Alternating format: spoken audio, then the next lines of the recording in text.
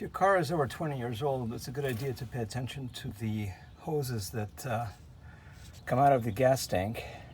So this is a 1982 Toyota Corolla TE72 with a 3TC.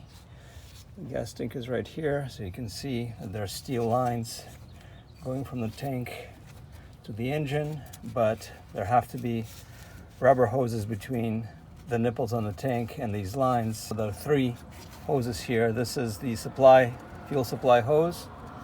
This is the fuel return hose. So this one is 1/4 inch ID.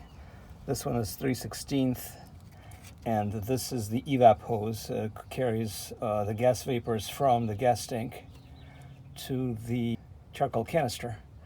So it's a good idea to keep an eye on these, because as they get old, they will fail. This particular guy right here cracked and started leaking fuel. It did take over 40 years for it to do that, but really there's no reason to wait that long. And I just replaced these other two. So let me get out of here and I'll show you the types of hoses that I used.